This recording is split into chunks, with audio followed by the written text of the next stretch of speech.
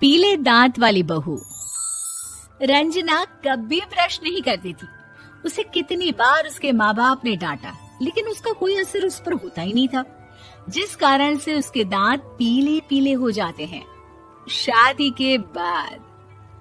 अरे बहू, वैसे तो तुझ में कोई कमी नहीं है, पर तेरे दांत इतने पीले कैसे हैं बेटा? कैसे मतलब? कोई सर्जरी थोड़ी ना कराइए। वो तो क्या नाम, मैं ब्रश नहीं करती थी तो पीले हो गए। अब क्या करूं? आप कहें तो लाल करवा लूं या फिर काले? यार ये क्या है, क्यों माँ से लड़ रही हो? लड़ रही हूँ? अरे मैं लड़ रही हूँ या ये बोल रही है कि दांत पीले हैं, पीले।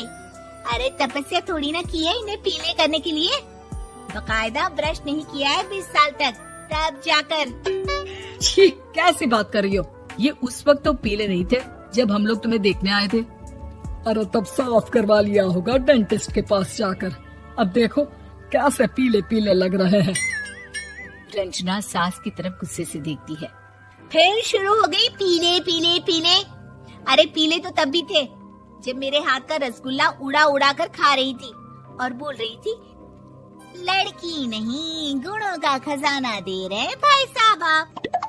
खैर, अब वो लोग करते भी तो क्या करते, पीले दांत वाली बहू पल्ले पड़ी थी तो झेलना तो था ही। एक दिन कीर्तन में रंजना गाना गा रही थी। अरे कमला बहन, माँ का द्वार है, यहाँ तो सब शुद्ध होकर आते हैं, फिर अपनी बहू को ब्रश भी नहीं करवाती तुम। दूर से पीले पीले दांत भक्ति में बाधा उत्पन्न कर रहे हैं। अरे कोई 2 साल के बच्ची थोड़ी ना लेकर आई हूँ मैं बहू बनाकर। अच्छी खासी लड़की है, अरे कैसे करवाऊं ब्रश? ये तो उसे खुद करना चाहिए ना। अब माँ बाप तो इसके जैसे तैसे निपटा दिए, ये नहीं सोचा कि सास कैसे संभालेगी।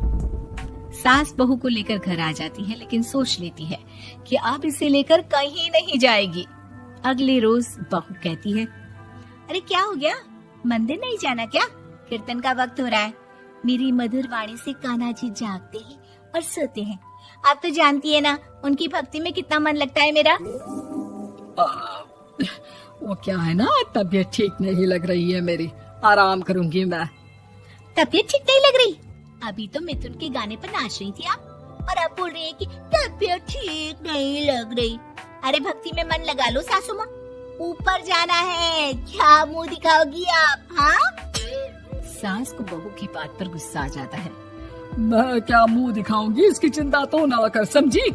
अपने मुंह की चिंता कर, जो ये पीले पीले दांत लेकर हर जगह पहुंच जाती है। पता है लोग कितना मजाक बनाते हैं। ना जी ना, मैं नहीं जाना कहीं तेरे साथ। तो ये बात है, कोई ना, मत जाओ, मैं अपने कमरे में ही बैठकर भक्ति कर लूंगी। ऊपर वाला दांत थोड़ी ना देखता है, मन देखता है, भावना देखता है। और अरे बस बस, तू सब कुछ दिखा, बस ये सफेद चमकदार दांत ना दिखाना किसी को, है? जा यहाँ से। बहू को सास की बात का कोई फर्क नहीं पड़ता, वो तो जैसी थी वैसी ही रह जाती है। सुबह नहाकर किचन में खाना बनाना, फिर खाना खाना, कीर्तन भजन करना और सो जाना। एक दिन, माँ जी मैं सहेली के घर जा रही हूँ, शाम को लेट आऊंगी। हाँ हाँ तो जाना, मैंने कौन सा तेरी आरती करनी है घर पर बैठकर। रंजना सहेली के घर जाती है, जहाँ वो पार्टी में जाने की तैयारी कर रही होती है। अरे शिखा, कहाँ जाने की तैयारी कर रही है? मैं गलत वक्त पर आ गई क्या? अरे नहीं यार, उल्टा सही वक्त पर आई है। मैंने ये साड़ी और ज्वेलरी निकाली है यार, शाम को इनके ऑफिस की एक पार्टी में जाना है। बताना कैसा लग रहा है ये सब? नहीं यार, इस ड्रेस के साथ तो वो वाली ज्वेलरी अच्छी लगेगी। हाँ हाँ सही बोल रही है, मैंने ध्यान ही नहीं दिया। वैसे तो हमेशा से मस्त फैशन सेंस रखती है। तो बड़ा जाती होगी ना पति के साथ पार्टी में। रंजना कुछ नहीं बोलती, बस सोचती है कि यार काश ये बात सही हो जाती, पर मैं क्यों नहीं जाती पार्टी में? क्या इन लोगों की कोई पार्टी होती नहीं होगी? रंजना घर आती है और रात में पति से सवाल करती है, एक बात बताइए, आप मुझे किसी पार्टी में क्यों नहीं ले जाते? क्या आपके यहाँ ऑफिस में पार्टी नहीं होती? पति बेचारा क्या कहता कि दांत पीले हैं तुम्हारे इसलिए। अरे कोई पार्टी होती नहीं हम लोगों के ऑफिस में, तो कहाँ से लेकर जाऊं? और मार्केट, मॉल, कहीं वीकेंड घूमना, कहीं तो। अरे यार, सारे हफ्ते में एक छुट्टी मिलती है, तो सोचता हूँ कि आराम ही कर लूं। क्यों? रंजना मन मार के रह जाती है। पहले कभी सास के साथ मंदिर जाया करती थी, लेकिन वो भी सास ने ले जाना बंद कर दिया। घर बैठी बैठी रंजना बोर हो जाती है। तभी उसे आइडिया आता है और वो मायके जाने का सोचती है। सासू माँ, 2 दिनों के लिए मम्मी के घर जा रही हूँ। अच्छा अच्छा, ठीक है, आराम से जा। और हाँ, माँ से कुछ अच्छी आदत सीख कर आना कि कैसे शरीर के हर भाग की तरह दांतों की सफाई भी जरूरी होती है, समझी? शुरू हो गई ना आप। वो लोग आपकी तरह नहीं है कि छोटी छोटी बात का बतंगड़ बना दे। उन लोगों के लिए मैं मायने रखती हूँ, ना कि मेरे पीले पीले दांत। रंजना माँ को बिना बताए उन लोगों को सरप्राइज देती है, लेकिन जैसे ही वो दरवाजे पर पहुँचती है, अंदर देखती है कि घर वाले कहीं जा रहे होते हैं। अब माँ, काश रंजना दीदी के दांतों वाली प्रॉब्लम नहीं होती, तो वो भी हम लोगों के साथ चलती ना बुआ जी की बेटी की शादी में। हाँ बेटा, लेकिन अब उसे कौन समझाए कि उसको उसके पीले दांत नहीं दिखते, लेकिन उसके आसपास के लोगों को कितना एम्बैरेसिंग फील कराते हैं। मुझे तो कितनी बार उसके स्कूल की टीचर ने शिकायत की कि उसके साथ कोई लड़के बैठना भी नहीं चाहती, और ना ही कॉलेज में कोई उससे बात करना चाहता था। लेकिन पता नहीं क्यों उसे ये बात समझ में ही नहीं आती।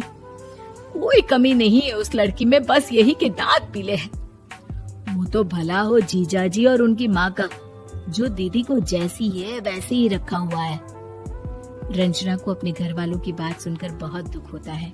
वो सोचती है कि वो क्या करे, लेकिन फिर वो सीधा डेंटिस्ट के पास जाती है, अपने दांत चमकाती है और कसम खाती है कि वो रोज ब्रश करेगी। अरे क्या हो गया? तुम तो 2 दिनों के लिए गई थी ना, पर कोई ना, अच्छा है, चलो आ गई तो। रंजना सास के सामने आकर खड़ी हो जाती है और पूरी स्माइल करती है, उसके चमकदार दांतों को दिखाती हुई। चले मंदिर। माँ, मुझे माफ कर दीजिए, मैंने आप लोगों को बहुत एम्बैरेसिंग फील करवाया। मैं आज से रोज ब्रश करूंगी।